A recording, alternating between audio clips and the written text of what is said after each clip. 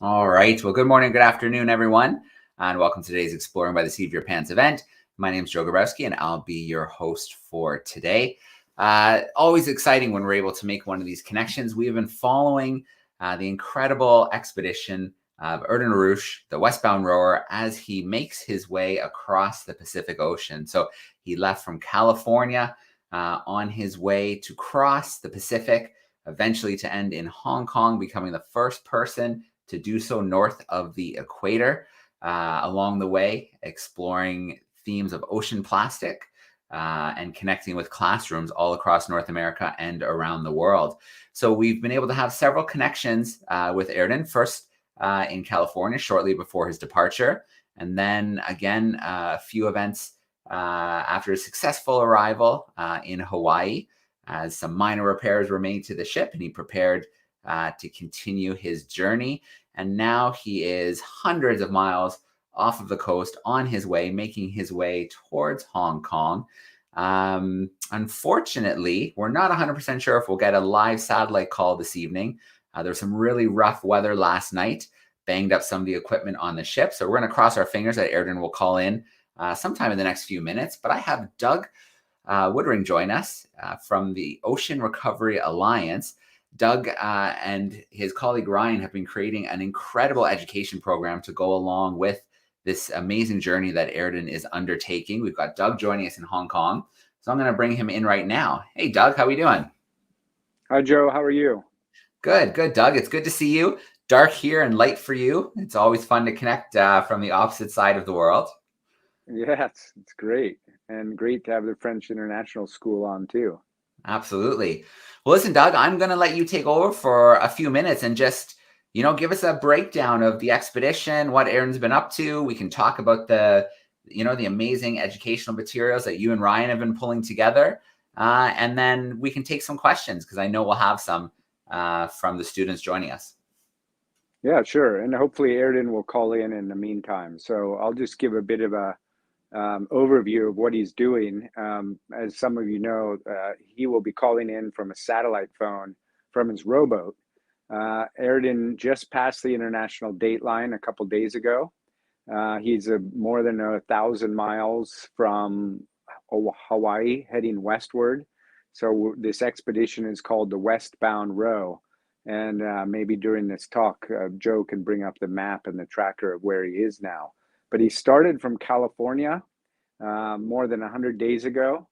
And immediately he ran into problems with the wind because the onshore winds were extremely strong and stronger than expected, pushing him in towards the coast. So as he tried to turn right, basically from California to go to Hawaii, he got pushed southwards, which took him to Mexico, almost to Mexico. And he was about to give up because it was so difficult for 2 weeks.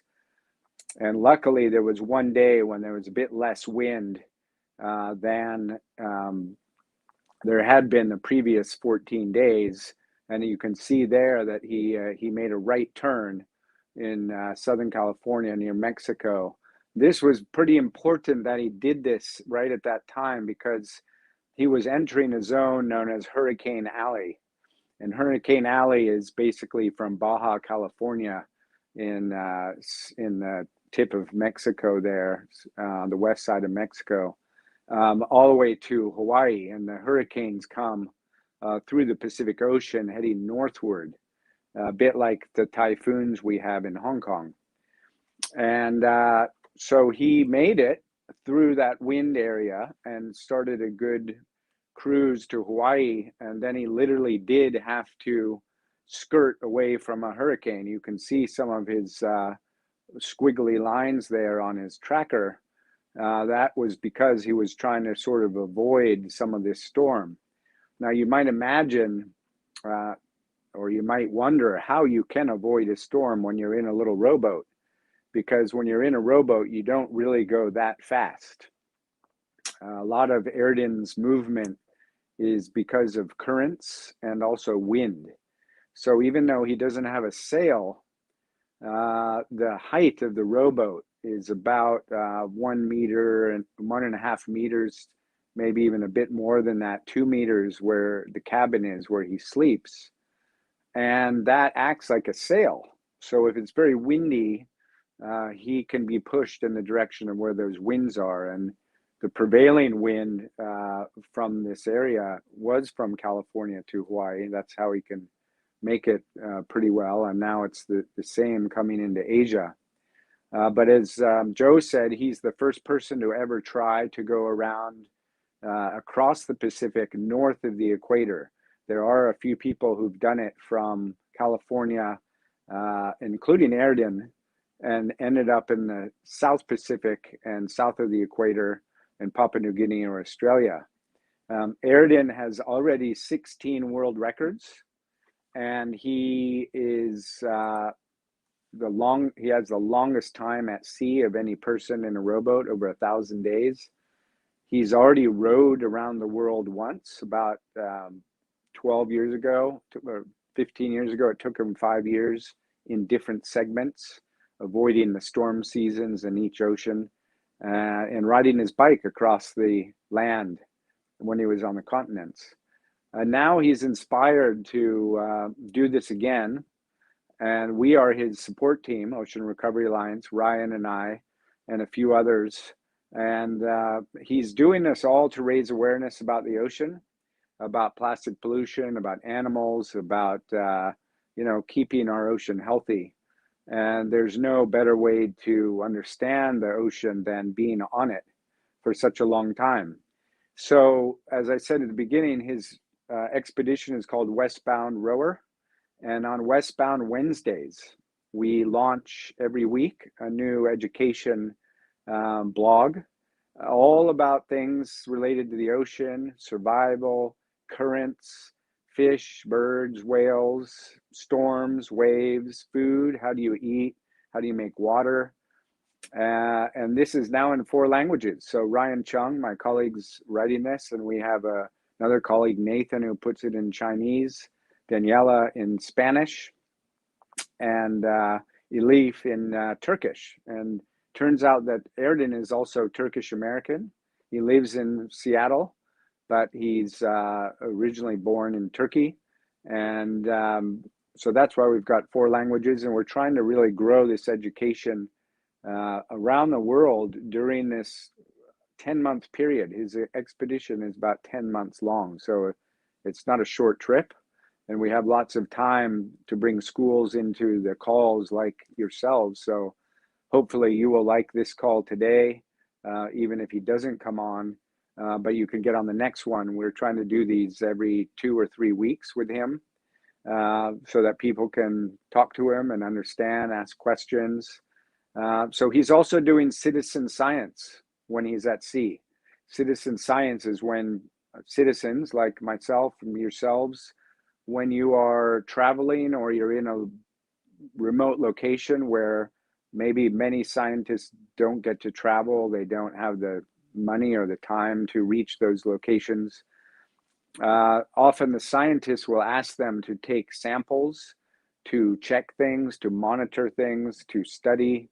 And that's an interesting way to get data points for science to check their models, to check their hypothesis, to check what they think is happening or true. So we're working with 2 scientists, some of the world leading ocean current flow scientists, the way the currents flow in the ocean, from the University of Hawaii. That's Nikolai Maximenko, who's Russian, and Jan Hafner, who's from the Czech Republic.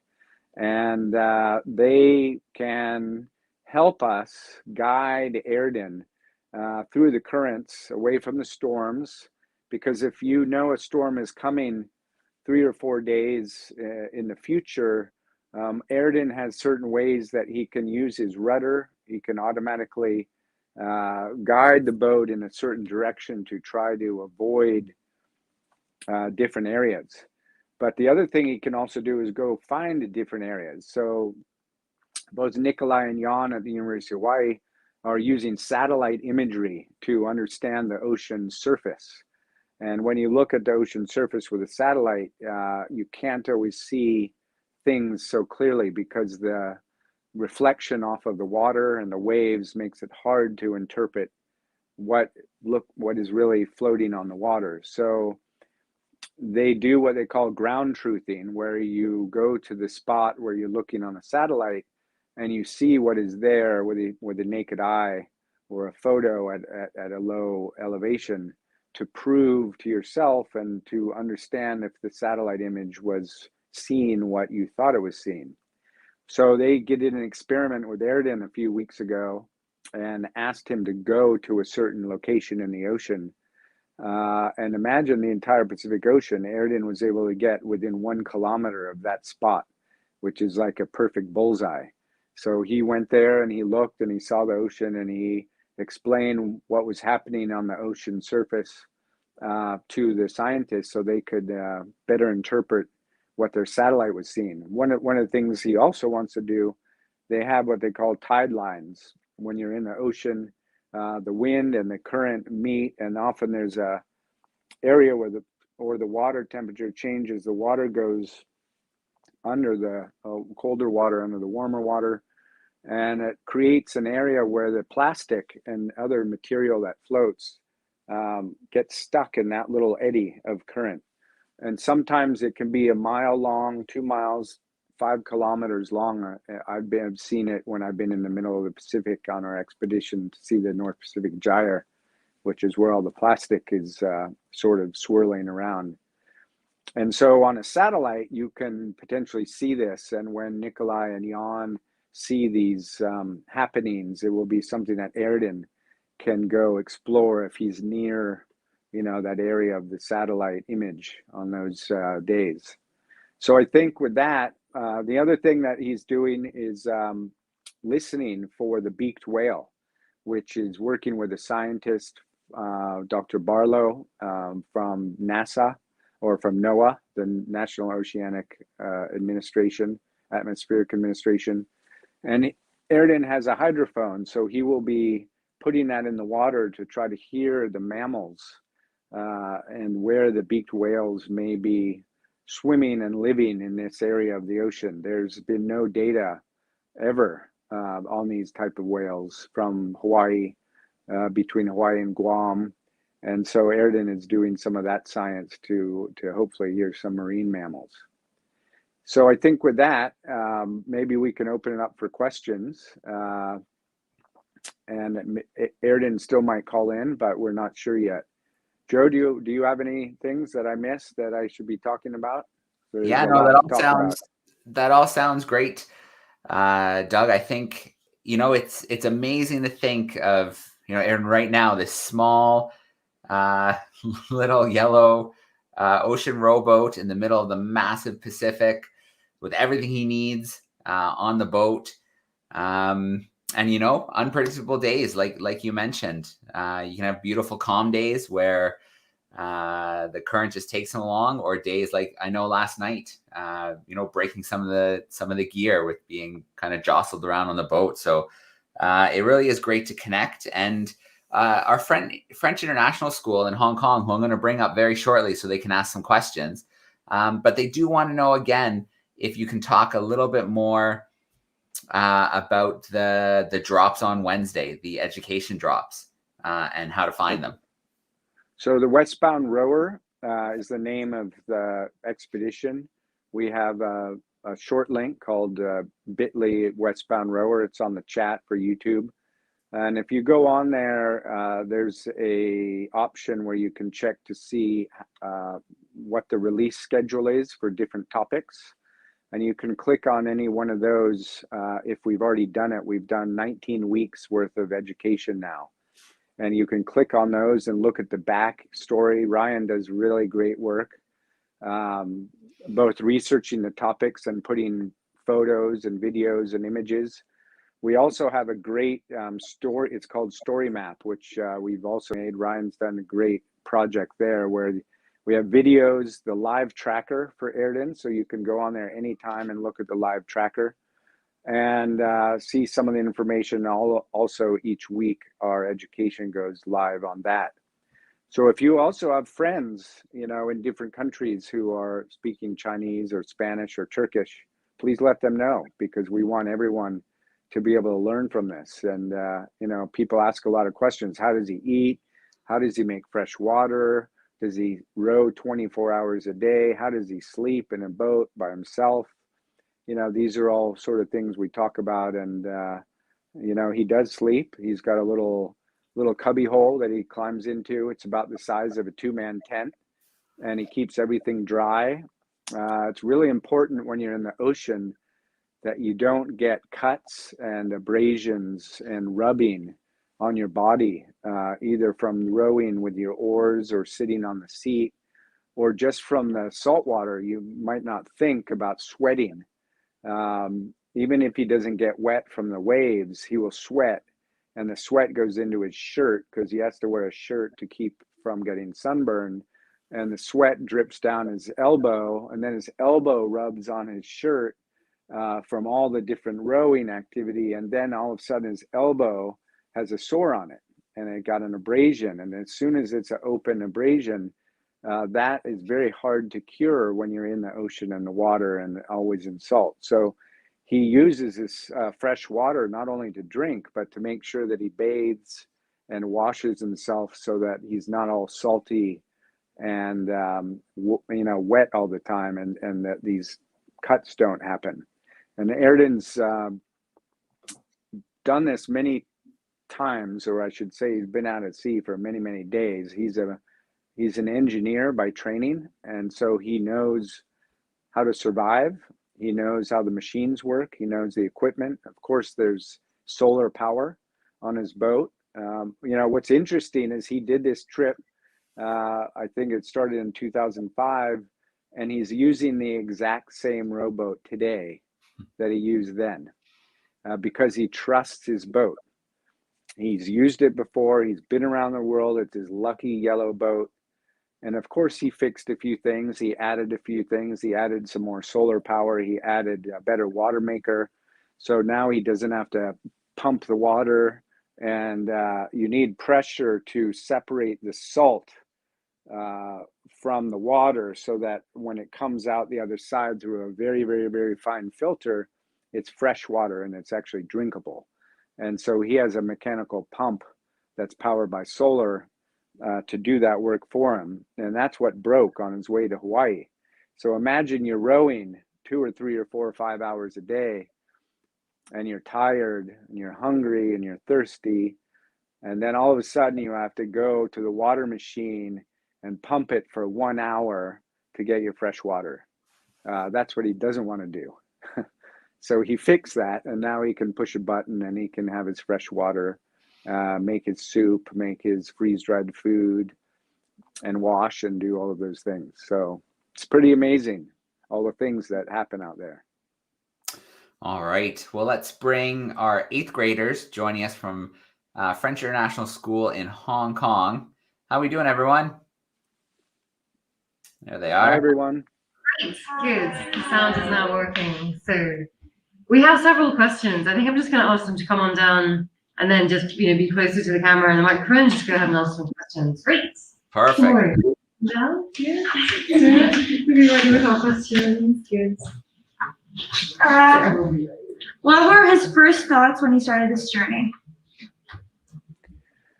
Well, I think probably he wanted to make it across to the other side of the ocean, which is Hong Kong, where we are. But, his first real statements was, I don't want to get injured in my first 2 weeks, because he knew the first 2 weeks would be really the pretty tough part, because he had to get out beyond the strong onshore winds in California. And if he got injured in that first 2 weeks, then it would have been a real problem for the rest of his long trip. So he really made sure that he could do that. But one day he had to row for 18 hours in one day just to keep, out at sea instead of getting pushed in. So of course he faces loneliness. He's obviously by himself.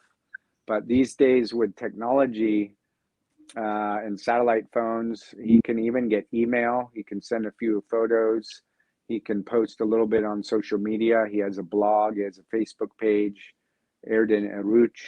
And you can find all of these on some of our links. But you know, he is by himself for a long time, so it's an interesting experiment in self-isolation. But he really has a strong mind, and you need a strong mind to be able to survive and do all of this, you know, on your own.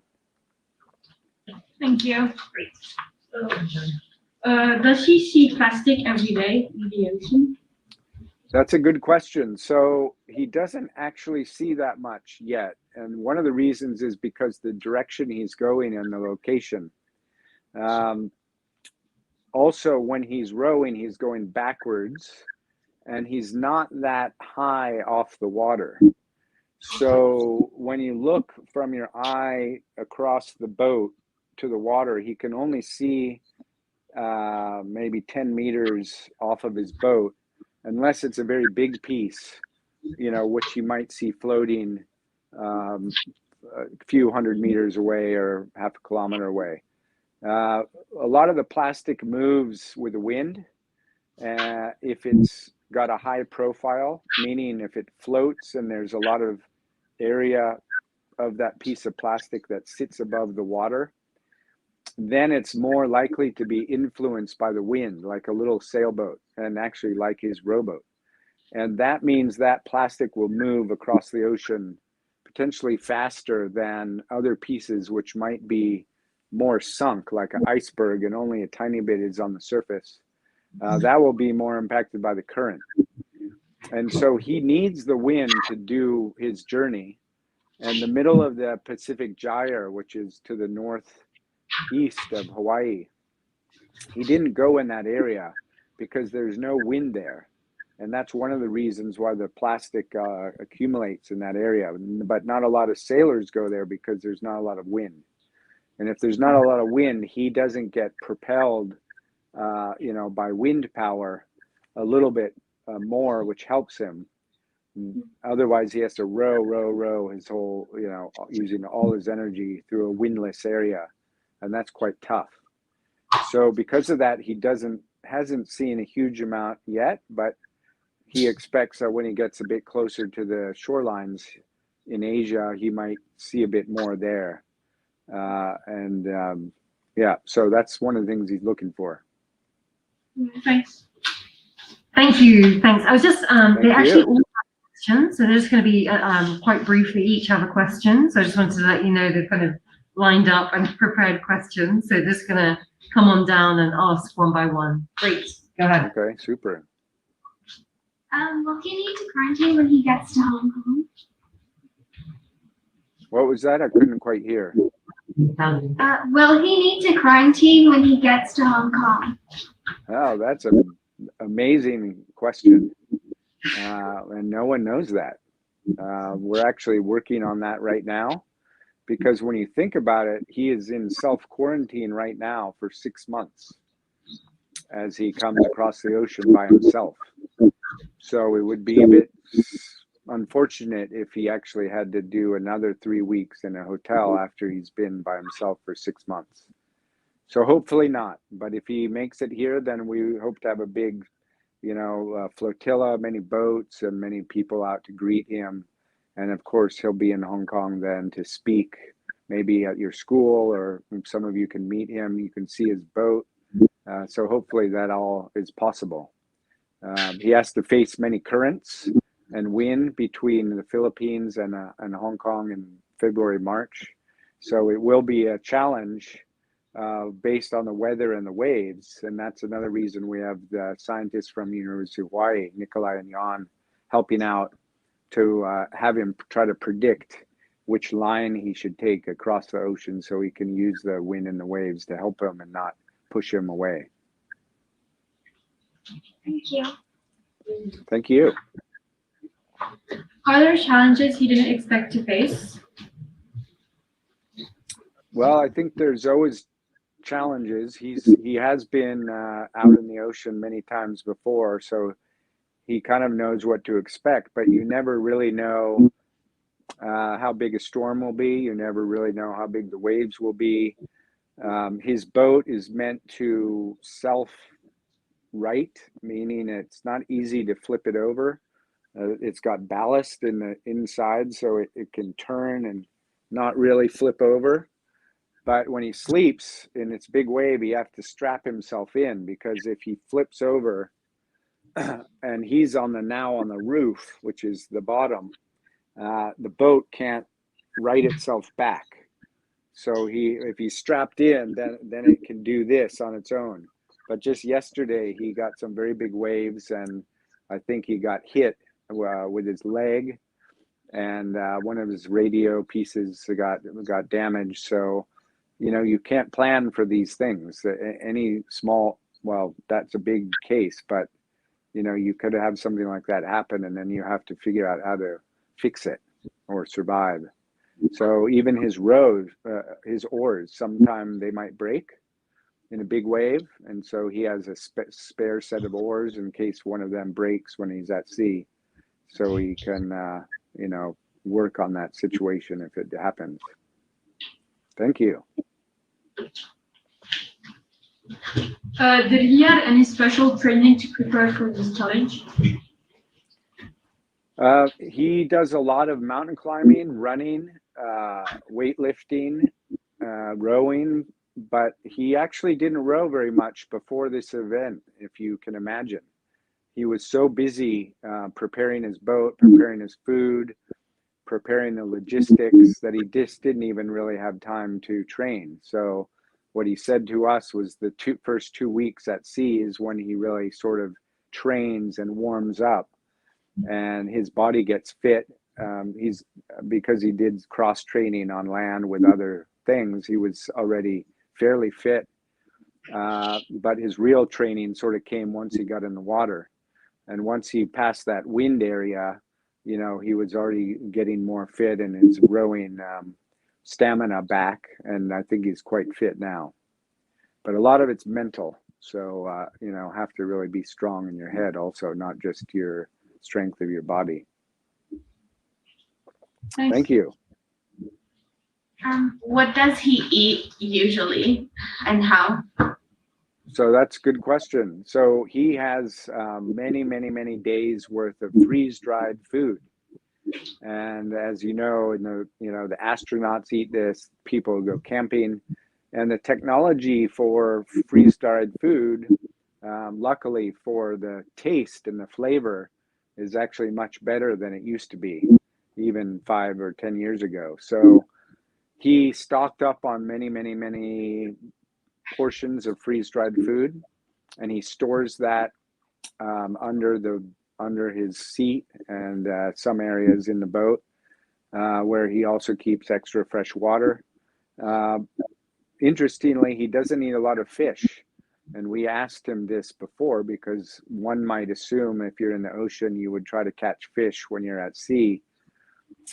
He doesn't like to do that because a few reasons. One is, when you catch a small fish, usually you end up catching a bigger fish, because the bigger fish will eat the smaller fish when you're pulling it in. And he doesn't want a big fish because he has no refrigerator on board, and he doesn't want to, kill the animal if he only is going to eat maybe 5 or 10 or 15% of it, and then he can't keep the rest fresh. And the important part about his health is that if you eat something that is unhealthy, like a fish that gone, not fresh anymore, he could have real stomach problems and other health problems. So he also doesn't want to clean the boat. And, you don't want blood and fish guts and slimy things on your boat if possible. So he prefers not to touch any animals from the ocean.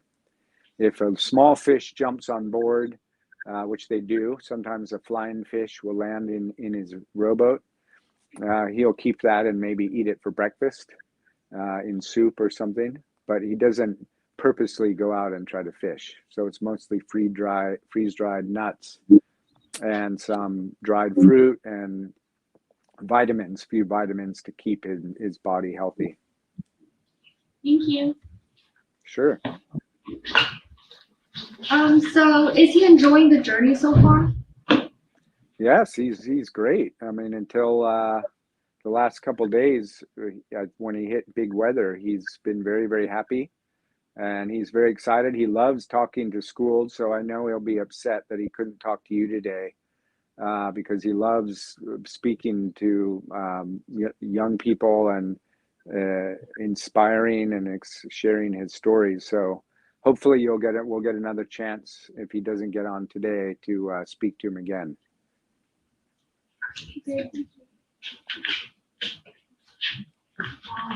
What is the hardest thing that he had to leave behind?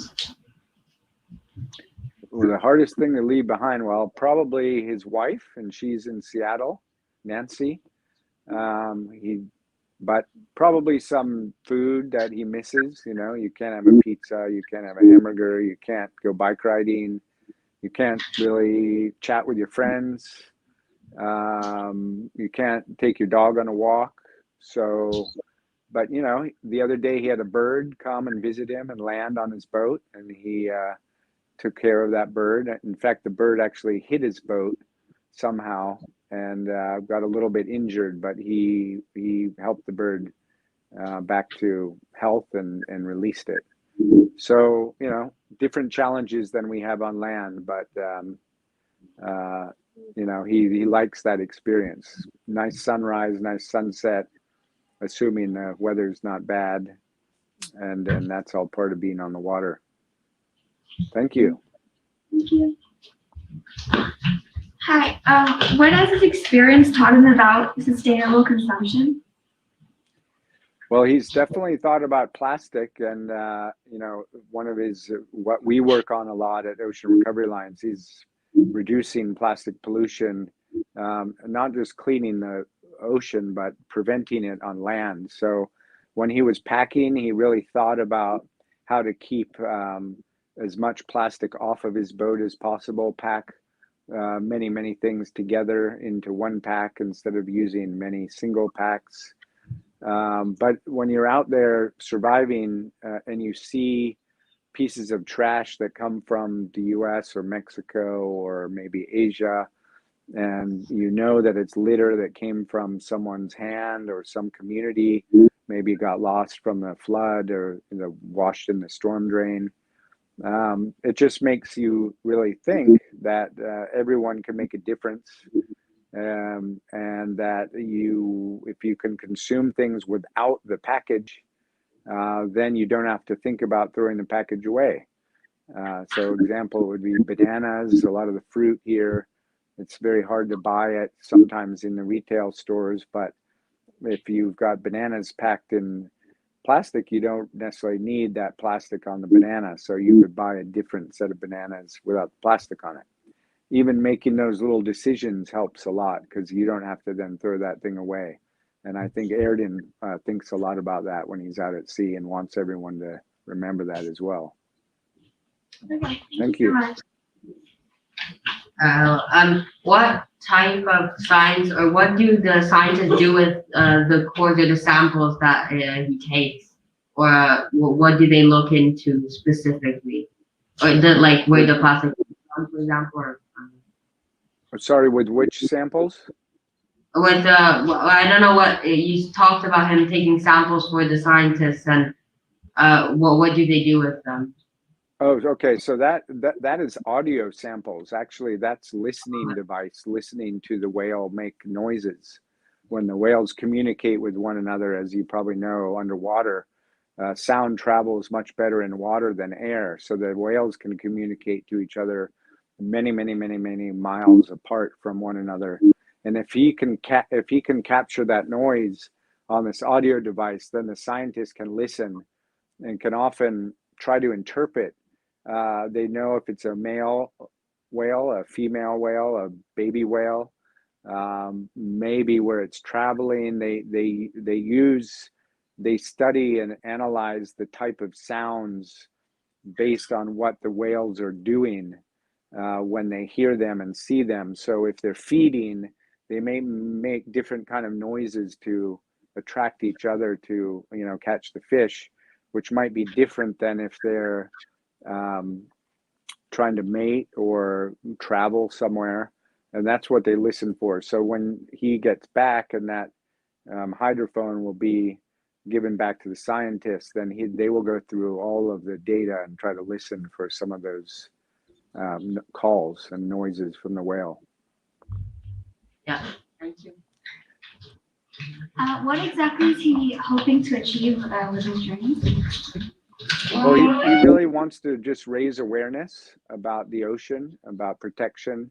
He wants people to learn from his experience from being on the water. So that's why we're doing an education program every week, because a lot of people don't really think about some of the stuff that we write about. How do ocean currents work? What is acidification? Why does coral not grow? How do the fish, what does overfishing mean? How do the storms get created? What are the wind patterns and how do they get made? It's different things than you might learn in school, and it's pretty neat stuff. So he hopes that people will take a great appreciation of the ocean, even if they don't go there by themselves. Okay, thank you. How much time did it take for him to adapt to being on the sea on his boat? Sorry, how much time to take to do what? How much time did it take for him to adapt? To adapt. Yeah, to become comfortable. Well, he's a pretty strong person, so I think he adapted fairly quickly once he was on the water. He was prepared to not stop in Hawaii, but he stopped in Hawaii because he had to fix a few things. But he was mentally prepared to not go there. And he actually almost missed it because of one of the storms. He almost had to avoid going into Hawaii. So, yeah, a lot of it is, like I said, mental strength. And you don't think about necessarily traveling 8,000 miles. You think about traveling 20 miles or 20 kilometers, and that's your goal. And then once you achieve 20 kilometers, then you maybe take a rest, and then you say, okay, now I've got to get to the next 20 kilometers. So everything is a little piece, and you add that together, and then you get a much bigger trip. I think that's how he sort of puts it together in his mind. Does that make sense? Yes, thank you.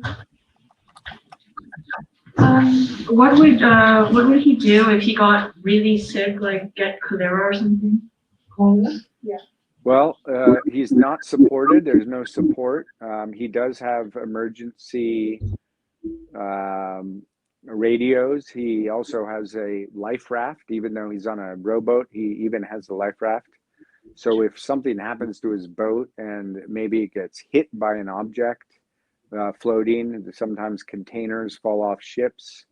And if the container falls off a ship and he happens to hit one in a storm and that puts a hole in his boat, then all of a sudden he can't move. He will have a life raft, and he has a beacon which sends out distress signal. So any ship or vessel nearby within a certain radius can come hopefully find him. He would do the same thing if he got really, really, really sick. But obviously he has some medicine on board, and he will try to take care of himself. But if it gets really bad, the only way he would be able to do something is to call for help and then wait, because it will often take many days to find him, because he's in an area of the ocean right now where it's not a normal shipping route and not a normal sailing route. There's no islands nearby. So he's really, really, really out in the middle of nowhere right now. Thank you. Hi. What does he do for his leisures? For his leisure, he reads, he thinks a lot, looks at, if he sees animals. He had a white-tipped shark come and visit him a couple weeks ago. So when he gets closer to land or land areas, he might see more seabirds. Otherwise, enjoy the sunset, send a few emails, write a few blogs, take a rest, and then row again. So, he has time to do this kind of thinking and I'm sure he'll probably write a long book after he does this when he gets into shore. One thing I didn't mention is that his next plan, if you think this isn't crazy enough, rowing across the ocean, his next plan is to ride his bike from Asia to Mount Everest and then climb Mount Everest. And this was all inspired by one of his dear friends who was a big adventurist from Sweden, Goran Kropp. And he's doing this sort of in honor of his friend who passed away a number of years ago. Thank you. Great. Well, thank you so much. Can we all come forward and say thank you? Great. We have to take a Thank break. you, everyone. I Great. hope, Thank you very much. That was great. I'm sorry we couldn't get Erden on live, but I hope you understand that sometimes Of course, there in were. the middle of the ocean, it's hard to get communication. Okay. Thank you. Okay. We certainly hope to see you again. Thanks. Bye. All right. Thanks for joining, everyone. All right, Doug. Well, thanks for that today. I know, you can't count on technology all the time. And, it could even be storm clouds. I know that can affect satellite connectivity as well. So it was great to have you able to join us today, answer those questions. And for now, I think we'll sign off from the live event for today. So I think the 29th is our next one, right, Joe? We're planning a special guest, and we'll post that up. That's the plan. 29th at 1 p.m. Eastern. So that's the 30th at 1 in the morning, 2 in the morning Hong Kong time. But it'll be recorded. It'll be on your YouTube site, and it's with Dr. Barlow, who's the whale scientist. So, we'll have some neat talks about marine mammals with Erden at that time. Absolutely. Like you said, all events are recorded to our YouTube channel. So you can wake up refreshed the next morning and take in the latest event with Erden and learn about his progress. Well, thanks a lot, Joe. Thanks for hosting this. Of course. Thanks, Exploring Doug. by the seat of your pants. That's Great right. channel. That's right. Let's sign off for today.